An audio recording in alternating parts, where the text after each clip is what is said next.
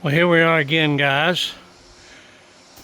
Yesterday, you watched me check out the flow of the radiator and everything appeared good, but I still had the same problem with the lower radiator hose.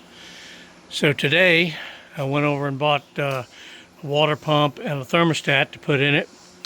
And I bought Cummins parts right from the Cummins distributor. And boy, Cummins is proud of their parts. The thermostat was 80 bucks and the water pump was 350 bucks. That's unbelievable. I saw the water pump on Amazon for 60 and I kind of figured that Cummins might be 150 bucks, but I didn't expect 350. But I wasn't going to put a Chinesium water pump on this thing as hard as it is to get to. So anyway, what I'm going to do today, so hopefully I can troubleshoot a little better. I'm going to change my $80 thermostat because it's a whole lot easier to get to. It's right in there, and all I have to do is take the serpentine belt off, drop the alternator, drop the cover up, put that in, and if that fixes it, I can take back my $350 water pump. So that's the plan. Is I'm going to start with the least expensive thing and try to get that done. So again, what I've got to do so this thing won't start up on me, I'm going to put this in stop. And even further than that, since my hands are going to be all up in here in the serpentine belt and everything, I'm going to take off the negative post of the battery. So no matter what happens, this guy can't start up and chew my hands off. So I'm going to take off the negative post. I'm going to begin draining the antifreeze out like I did yesterday. And I'll hook the camera back up when I start taking this stuff out, and we'll change that $80 thermostat. Well, I have my antifreeze drained out again.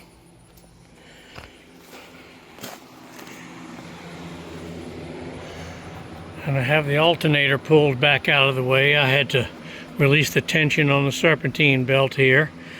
So I did that. And then we will take this radiator hose off, and I don't know if I have to take this bracket off or not that holds the alternator.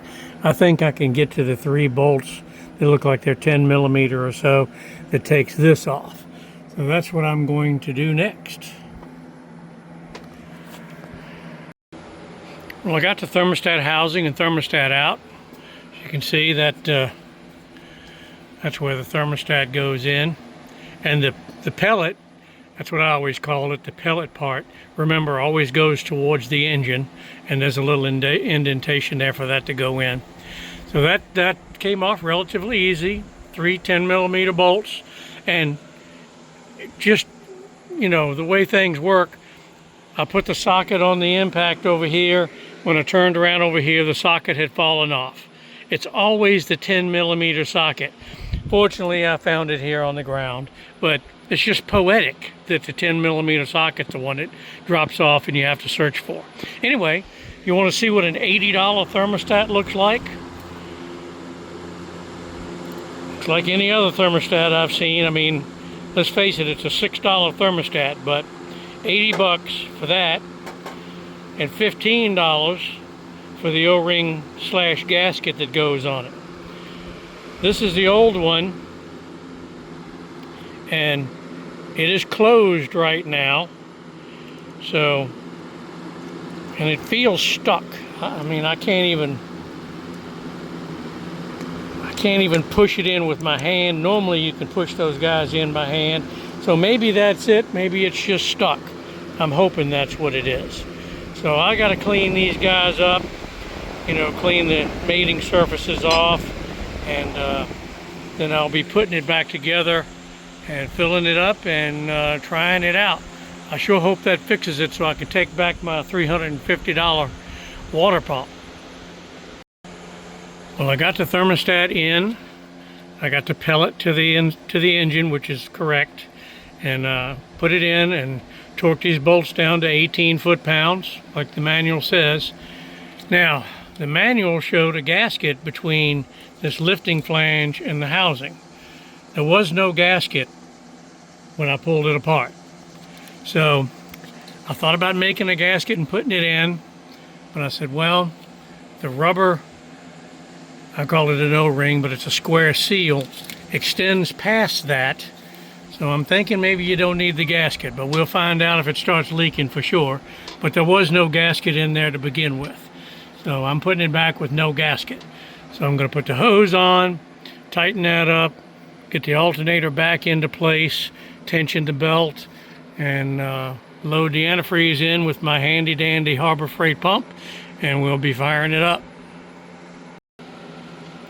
Hose is back on and tightened down. Alternator's put back in the correct space. Serpentine belt is back on. You always need 3 hands when you're dealing with a serpentine belt. One to release the tensioner and the other one to line everything up. So I was able to get it on there with a little bit of persuasion, but it's on there. It's engaged on the water pump, on the damper, and the alternator. That's really all there is. So everything on this side is good. I'm gonna grab my pump and hoses and start pumping the antifreeze back in. Well, here we go, starting pumping.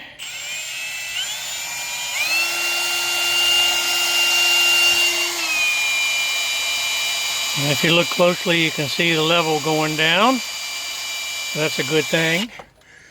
I probably should close the radiator valve before I let it all out. Yep, okay, didn't even drop a drop. That's good.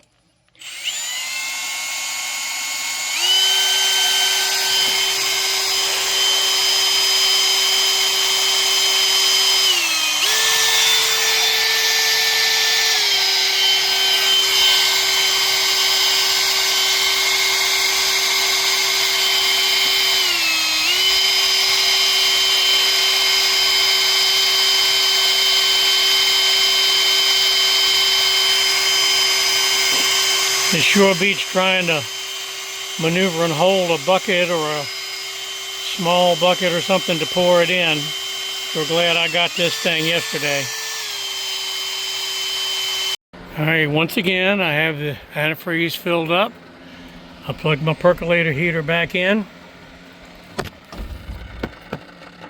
You can hear that bubbling in there. I'm going to wait for that to shut off, then I'm going to start this guy up. I'm going to leave the radiator cap off to boil out a little air if there's any in there, and then once it gets up to about 100 degrees or so, I'll put the radiator cap on and we'll let her eat and see what happens. And of course along the way we'll be checking for any leaks or anything that I may have introduced. Well, it's been running about 15 minutes with no load on it.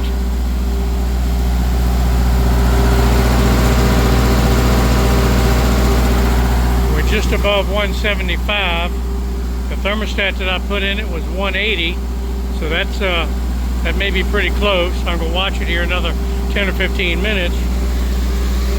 But the good thing is the radiator hoses, the upper one is warmer than the bottom one, but the upper one is not scalding hot like it was, and the bottom one is just warm. So I'm thinking this may have taken care of the problem, which I'm really glad, so I can take my $350 water pump back tomorrow. But I'm going to watch it here for a couple more minutes before I put the load on it, and we'll see what the temperature does then.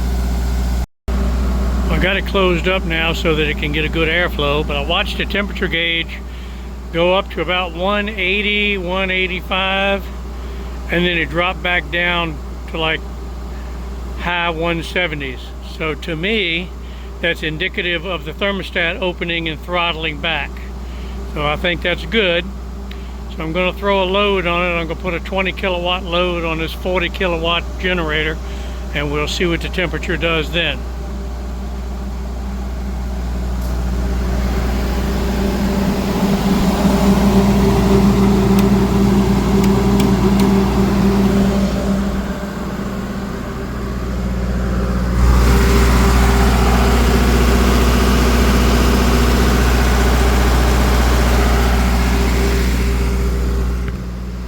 So at 20 kilowatts is about 90 amps. It's about 85 amps, 83 amps, somewhere along in there, but the gauge shows 90. That's close enough.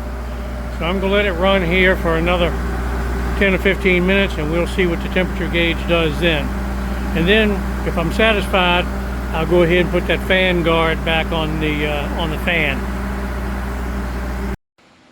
Well, it ran with a 90 amp load on it for about a half an hour. Stayed around the high 170s, which is great. And the temperature of the hoses, this one's at least warm, not as warm as I would expect it to be. And this one got hot with the load on it, so it's really too hot to keep my hand on it. And this one, warmer than ambient, but that's about it. So I'm gonna say it's fixed. Only time will tell if I get another overheating alarm, but I'm gonna say it's fixed for right now. And I'm gonna put this fan guard right here back on, and we're gonna call it a day. So thanks for the support, guys. Please like and subscribe.